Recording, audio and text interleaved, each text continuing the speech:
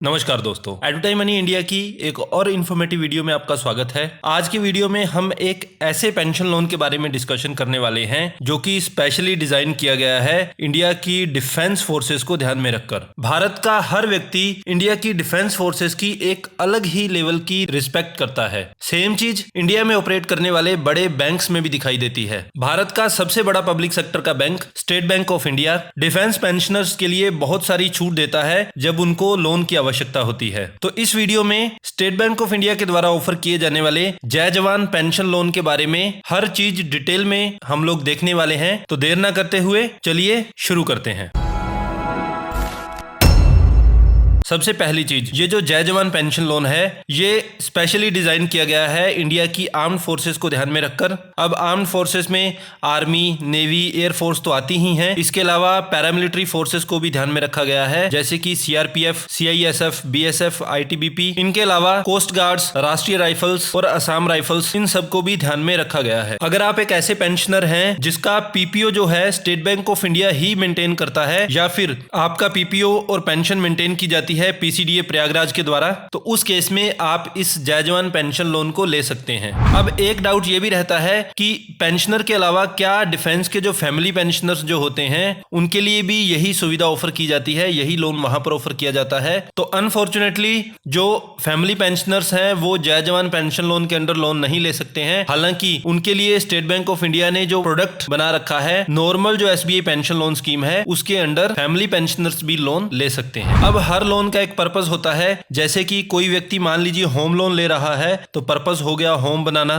Car loan के case में car लेना एक पर्पस होता है। लेकिन यहाँ पर ये जो पेंशन लोन होता है, यहाँ पर कोई पर्टिकुलर रीजन नहीं होता है। किसी भी तरह के पर्सनल एक्सपेंसेस जो हैं उनको मीट करने के लिए डिफेंस पेंशनर्स जो हैं वो इस जय जवान पेंशन लोन को ले सकते हैं। एक बार थोड़ा डिटेल में देख लेते हैं कि कौन कौन इस लोन को ले सकता है। जैसा कि अभी हमने डिस्कस किया कि army, navy, air force, coast guards, Rashtriya rifles, Assam rifles और स्पेशल फ्रंटियर फोर्सेस जो हैं वो इस लोन के लिए एलिजिबल रहती हैं। इसके अलावा सेंट्रल आर्म्ड पुलिस फोर्सेस जो हैं, जैसे कि CRPF, CISF, BSF, ITBP, SSB, RPF, RPSF, ये सारे भी इस लोन के लिए एलिजिबल रहते हैं। बस शर्त यही है कि यहाँ पर आपकी जो पेंशन है वो या तो एसबीआई खुद मेंटेन कर रहा हो, या फिर आपकी पेंशन जो है पीसीडीए प्रयागराज मेंटेन कर रहा हो प्रोजेक्ट स्पर्श के अंदर। अब किसी भी लोन के शुरुआत में जो पहला क्वेश्चन यही रहता है कि हम लोग लोन कितना ले सकते हैं। तो उसकी कैलकुलेशन आप घर बैठे कर सकते हैं। मिनिमम जो है आप 25,000 रुपए तक का लोन ले सकते हैं, और मैक्सिमम अगर आपको निकालना हो तो आपकी जो भी मंथली पेंशन आ रही हो उसको आप 36 से मल्टीप्लाई कीजिए, यही आपका लोन बनने वाला है। और यहाँ पर भी एक मैक्सिमम सीलिंग है, वो है 20 लाख रुपए। तो मिनिमम आप 25,000 रुपए लोन ले सकते हैं, मैक्सिमम 20 लाख रुपए तक का लोन ले सकते हैं। ये कंडीशन लागू होती है अगर आपकी एज 56 ईयर्स से कम होती है। लेकिन अगर आपकी एज 56 से ज्यादा होती है तो उस केस में आपको जो लोन दिया जाता है वो मैक्सिमम 18 महीनों की पेंशन के बराबर हो सकता है। तो सिंपल कंडीशन है, लेस देन 56 अगर आपकी एज है तो उस केस में 36 गुना आपकी नेट मंथली इनकम की पेंशन का आपको लोन मिल सकता है। और अगर एज 56 से ज्यादा है तो उस केस में आपकी जो भी मंथली पेंशन आ रही है उसका 18 गुना आप लोन के रूप में ले सकते हैं। ये लोन देते समय बैंक एक चीज का और ध्यान रखते हैं कि आपकी जो मंथली इंस्टॉलमेंट बनने वाली है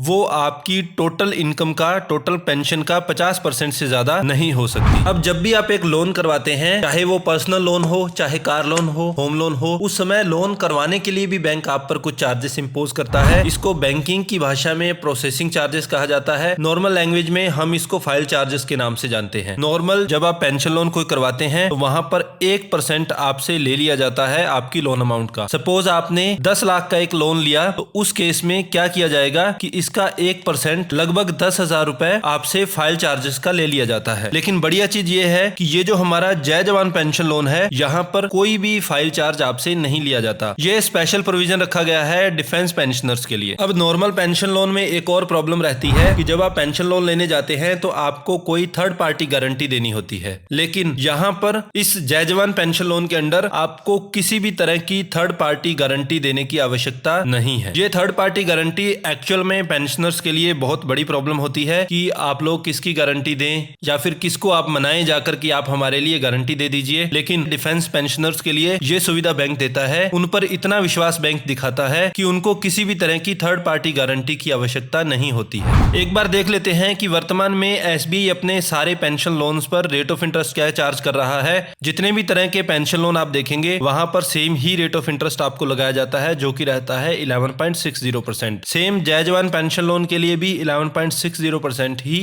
रेट ऑफ इंटरेस्ट आपको ऑफर किया जाता है। हालांकि ट्रेजरी, पीएसयू या फिर एक प्री अप्रूव्ड पेंशन लोन है, वहां पर भी जो रेट ऑफ इंटरेस्ट है वो 11.60 से ही स्टार्ट होता है। अब मान लीजिए आप बैंक में एक लोन लेने के लिए गए, आपका लोन अप्रूव हो चुका है, तो उसके बाद आपको जो लोन की पेमेंट की जाएगी वो बैंक किस तरीके से करता है। बैंक क्या करेगा, जो भी आपका पेंशन अकाउंट है उस पेंशन अकाउंट में आपके लोन की पेमेंट को बैंक डालने वाला है और उस पेंशन अकाउंट से आप अपनी जरूरत के अकॉर्डिंग पैसा निकाल सकते हैं। अब लोन लेने के बाद हमें इस लोन को वापस भरना होता है, तो उसका प्रोसीजर क्या होता है। बैंक जो है हमारे प्रिंसिपल अमाउंट को और इंटरेस्ट का कुछ पार्ट मिलाकर मंथली इंस्टॉलमेंट्स बना देता है। आप मैक्सिमम 72 EMIs बनवा सकते हैं, यानी कि 6 साल में आप इस लोन को वापस भर सकते हैं। और ये जो इंस्टॉलमेंट है, जिस महीने आप लोन लेने वाले हैं उसके नेक्स्ट मंथ से स्टार्ट होने वाली है। अब एक बार टाइमलाइन को देखें तो आप इस लोन को मैक्सिमम 76 इयर्स की एज तक ले सकते हैं। मैक्सिमम जो है आप 6 साल के अंदर यानी कि 72 EMIs के अंडर इस लोन को पे कर सकते हैं। और मैक्सिमम जो एज है इस लोन को रीपे करने की वो 78 इयर्स है, यानी कि 78 साल की एज के बाद आप इस लोन को नहीं चला सकते हैं। तो अगर रीपेमेंट टेन्योर को अगर आप कंसीडर करेंगे तो आप 72 इयर्स की एज तक अगर लोन लेंगे तो प्लस 6 साल आप इसको भरने में लगाएंगे तो 78 इयर्स तक इसको वापस भर सकते हैं। हालांकि 76 इयर्स तक इस लोन को ले सकते हैं। तो अगर आप 76 इयर्स की एज में इसको लेंगे और हमें चूंकि 78 इयर्स की एज तक इसको पूरा भर देना है, उस केस में हमें सिर्फ 2 साल का समय मिलेगा इस लोन को वापस भरने के लिए। अब एक इंपॉर्टेंट क्वेश्चन ये भी है कि इस लोन को आप कहां से ले सकते हैं। क्या आपको अपनी पेंशन वाली ब्रांच में जाना पड़ेगा या आप एसबीआई की किसी भी ब्रांच में जाकर इस लोन को ले सकते हैं। तो यहाँ पर इसको 2 कैटेगरी में आप डिवाइड कर सकते हैं। पहले तो वो पेंशनर हैं जिनका पीपीओ बैंक के पास में ही है, बैंक ही उनकी पेंशन को मेंटेन कर रहा है। दूसरे वो पेंशनर्स हैं जिनकी पेंशन जो है, पीपीओ जो है वो पीसीडीए प्रयागराज के पास है अंडर स्पर्श। तो इन दोनों में से अगर बैंक के पास आपकी पेंशन प्रोसेस हो रही है तो उस केस में आप अपनी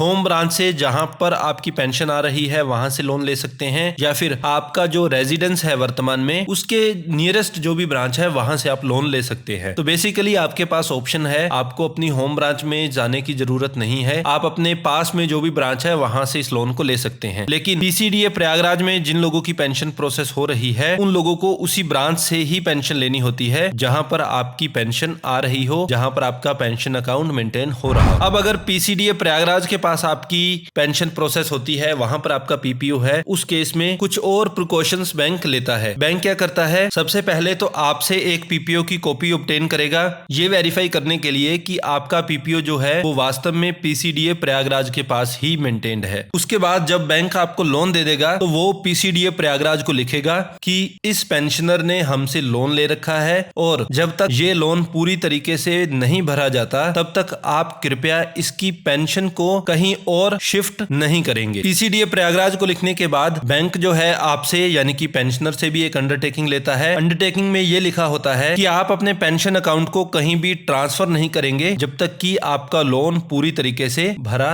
नहीं जाता। कभी कभार ऐसा भी हो सकता है कि किसी फाइनेंशियल हार्डशिप की वजह से आपको सेकंड लोन की आवश्यकता पड़ जाए, तो उस केस में आप क्या कर सकते हैं, आप बैंक से अपना सेकंड लोन ले सकते हैं। तो यहाँ पर आपको डाउट में रहने की जरूरत नहीं है, आप अपना फर्स्ट लोन लेने के बाद किसी भी समय जाकर दूसरा लोन ले सकते हैं। हालांकि कंडीशन यहाँ पर यह रहती है कि अगर आपका पहले से कोई लोन चल रहा हो तो वो सेटिस्फैक्टरली चलना चाहिए, यानी कि सही से चल रहा हो। ऐसा नहीं हो कि वहां पर आप अपनी ईएमआई समय पर नहीं भर पा रहे हैं और उस केस में अगर आप दूसरा लोन लेने जाएंगे तो चांसेस हैं बैंक आपका लोन रिजेक्ट कर देगा, क्योंकि बैंक ये जरूर देखता है कि आपका फाइनेंशियल डिसिप्लिन कैसा है, क्या आप बैंक से लिया हुआ लोन समय पर ईएमआई भर रहे हैं। अगर ऐसा नहीं है तो आपका सिबिल स्कोर डाउन जा सकता है और एक सर्टेन लेवल जो कि है 650 उसके नीचे अगर आपका सिबिल स्कोर चला जाता है तो बैंक जो है आपको लोन नहीं दे पाता है। लेकिन यहाँ पर एक कंडीशन ये भी है कि मैक्सिमम 2 ही लोन आपके चल सकते हैं। 2 लोन लेने के बाद अगर आपको तीसरे लोन की आवश्यकता होती है तो उस केस में